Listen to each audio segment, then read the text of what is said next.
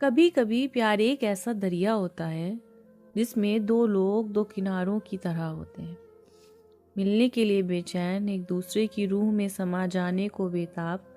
और फिर एक पल आता है जब सब कुछ डूब जाता है और सिर्फ खामोशी रह जाती है। ये कहानी है समीर और आयरा की। वो प्यार जो दो दिलों की गहराइयों में धड़कता था, पर जिसे एक सच ने उजाड़ दिया, बिल्कुल एक टूटे हुए आईने की तरह बिखेर दिया। जयपुर में हवा महल के पास एक पुरानी विंटेज बुक स्टोर थी, जहां आयरा पोइट्री कलेक्शन ढूंढ रही थी। किताबों के शेल्फ से अचानक एक किताब नीचे गिरी और किसी ने उसे बड़ी नज़ाकत से उठाकर आयरा को वापस दिया। तुम्हें शायरी पसंद है? एक हल्की सुकून भरी मुस्कुराहट के साथ समीर ने पूछा। आयरा ने हैरान होकर उसकी तरफ देखा और बहुत सादगी से कहा, जब जिंदगी खुद एक दर्द भरी नज्म बन जाए तो शायरी ही तो जीने का सहारा बनती है। समीर ने कुछ ना कहा, सिर्फ आहिस्ता से किताब का एक पेज पलटा और एक लाइन पढ़ी। जो खोया नहीं वो कभी मिला ही नहीं। वो लफ्ज, वो आवाज़ सीधे आयरा की रूह को छू गई। बहुत दिनों के बाद किसी ने उसके दर्द को महसूस किया था, बिना किसी सवाल के, जैसे समीर उसके दिल की हर तन्हाई पढ़ चुका था। बस उस पल से उनकी दिलचस्प कहानी शुरू हुई। अगले 1 साल आयरा और समीर एक दूसरे की जिंदगी बन गए। जल महल के पास शाम की ठंडी वॉक्स, टोंक रोड पर देर रात की अदरक वाली चाय, शहर की छतों पर लंबी गहरी बातें। ऐसा लगा जैसे ऊपर वाले ने उनकी जिंदगी में सारे रंग भर दिए हों। समीर आयरा के फैशन ब्रांड को लॉन्च करने में उसकी हर तरह से मदद कर रहा था। फंडिंग का इंतज़ाम किया, प्लानिंग की और उसके साथ हर परेशानी में खड़ा रहा, रातों को जागा भी। आयरा ने उस पर आंख बंद करके भरोसा किया। एक रात नहरगढ़ फोर्ट के खूबसूरत सनसेट पॉइंट पर समीर ने आयरा का हाथ अपने हाथों में लिया और उसकी आंखों में देखते हुए कहा, आयरा, तुम जान हो मेरी।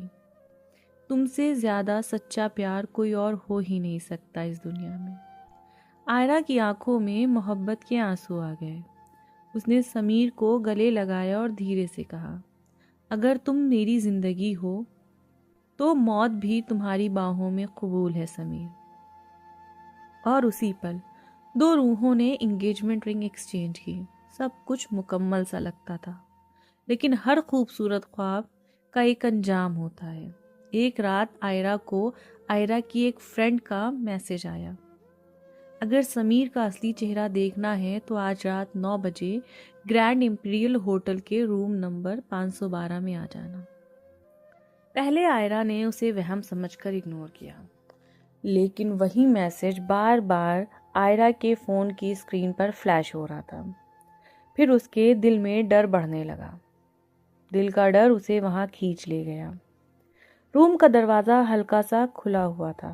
आयरा ने उस जगह से, उस दरार से अंदर देखा। अंदर समीर और एक लड़की सिया दोनों एक दूसरे की बाहों में हंसी मजाक कर रहे थे। सिया ने हंसकर समीर को देखा और बोली, समीर, आयरा को कब बताओगे कि तुम उसे सिर्फ और सिर्फ फंडिंग के लिए यूज़ कर रहे हो? समीर ने बिना शर्म के जवाब दिया, जल्दी, जिस दिन सारे पैसे मिल जाएंगे उस दिन सब कुछ ख़त्म कर दूंगा। मैं उसे ब्रेकअप कर लूँगा। आयरा वहीं जम गई। उसका दिल धड़कना भूल गया। उसका प्यार, उसका भरोसा, सब कुछ राख हो चुका था। आयरा उस तेज़ बारिश में शहर की खामोश सड़कों पर चलती रही, बिना रोए, बिना एक लफ्ज़ कहे। अगली सुबह आयरा ने समीर को मैसेज किया, meet me at 6 PM roof top cafe near Jal Mahal. Sameer आया। उसके चेहरे पर वही मुस्कुराहट थी जो हमेशा हुआ करती थी। आयरा, क्या हुआ? तुम्हारी तबीयत ठीक नहीं लग रही? तुम्हारी आंखें इतनी लाल क्यों हैं? समीर ने बनावटी फिक्र से पूछा। आयरा ने उसकी मासूमियत को नज़रअंदाज किया और टेबल पर ग्रैंड इंपीरियल होटल का एक बिल रखा। ये बिल रूम नंबर 512 का है, कल रात 9 बजे का, जहां तुम कल किसी और के साथ थे। आयरा ने ठंडी और बेजान आवाज में कहा। समीर का रंग उड़ गया। समीर ने कहा, आयरा मैं तुम्हें बताता हूँ, वो सिया वो सिर्फ एक बिजनेस डील थी। मैं उसे डील फाइनल करने गया था, उसने मुझे फोर्स किया। आयरा ने पूछा, फोर्स? क्या सिया ने तुम्हें फोर्स किया था ये कहने के लिए कि जिस दिन सारे पैसे मिल जाएंगे उस दिन सब खत्म कर दोगे, मुझसे ब्रेकअप कर लोगे? समीर के चेहरे का रंग उड़ गया। उसने अपने बालों को सहलाया और थोड़ा से गुस्से में बात करने लगा, जो उसकी असलियत थी। समीर ने कहा, देखो आयरा, मैं मानता हूँ गलती हुई, लेकिन तुम जानती हो मैं ये सब अपने लिए नहीं, हमारे फ्यूचर के लिए कर रहा था। तुम्हारा ब्रांड कितना बड़ा बन गया है।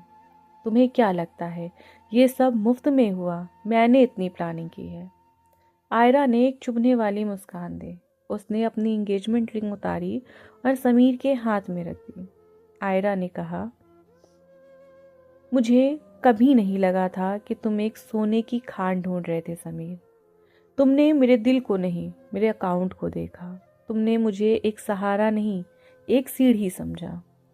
समीर ने कहा, आयरा प्लीज मत जाओ, मैं तुम्हारे ब्रांड में इन्वेस्ट कर रहा हूँ। अगर तुम चली गई तो सारा प्लान बिगड़ जाएगा, बहुत लॉस हो जाएगा। आयरा ने कहा, तुम अभी भी प्यार की नहीं, पैसे की और प्लान की बात कर रहे हो। आयरा ने उसके हाथ से अपनी कलाई छुड़ाई। उसके लफ्ज समीर के चेहरे पर एक थप्पड़ की तरह लगे। तुम्हारे पास सब कुछ है समीर, मगर तुम्हारे पास सिर्फ एक चीज़ की कमी है, वो है मोहब्बत। और मैं वही चीज़ हूँ जिसे तुमने सिर्फ ज़रूरत समझा। और वो हमेशा के लिए चली गई। समीर वहीं खड़ा रह गया। उसे अपने प्लान के टूटने का अफसोस था।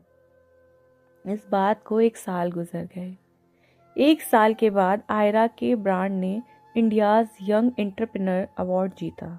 उसने खुद को फिर से बनाया और अब वो पहले से ज़्यादा मजबूत और बेहतर थी। आयरा स्टेज से नीचे उतरी। समीर ने आगे बढ़कर उसका रास्ता रोक लिया। उसके चेहरे पर परेशानी और आंखों में पछतावा साफ झलक रहा था। समीर ने कहा, आयरा मुबारक हो, तुमने कर दिखाया। आयरा ने सिर्फ उसे देखा। उसकी आंखों में कोई जज्बात नहीं थे। उसने बहुत सादगी से कहा, शुक्रिया। समीर ने दर्द से कहा, आयरा प्लीज़, मुझे एक बार बात कर लो, मुझे एक बार सुन लो। मैं जानता हूँ मैंने क्या गलती की है। मैंने तुम्हारी मोहब्बत को पैसों की तराजू में तोल दिया। सच में मुझे तुमसे प्यार हो गया था।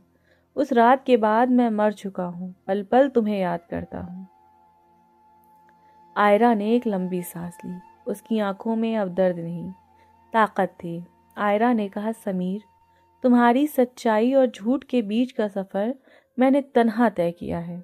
जो प्यार एक बार टूट जाए वो सिर्फ कांच के टुकड़ों की तरह रह जाता है, और मैं उन टुकड़ों को दोबारा जोड़कर जख्म नहीं लेना चाहती। समीर ने दर्द से कहा, मैं अब बदल चुका हूँ। अब मैं तुम्हें वापस पाना चाहता हूँ आयरा। आयरा ने उसकी आंखों में देखा, फिर हल्की सी उदासी के साथ कहा, तुम्हारी माफ़ी तुम्हारे पास और मेरी ज़िंदगी मेरे पास। अब हमारे बीच कोई रिश्ता नहीं हो सकता। ये कहकर आयरा बिना पीछे देखे उन लोगों की तरफ बढ़ गई जो उसकी कामयाबी का जश्न मना रहे थे। और समीर एक टेबल पर बैठ गया।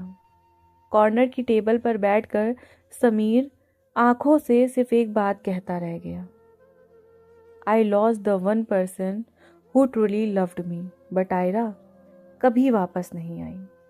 कहते हैं सच्चा प्यार बेवफा नहीं होता, और जो बेवफा हो वो कभी सच्चा प्यार था ही नहीं।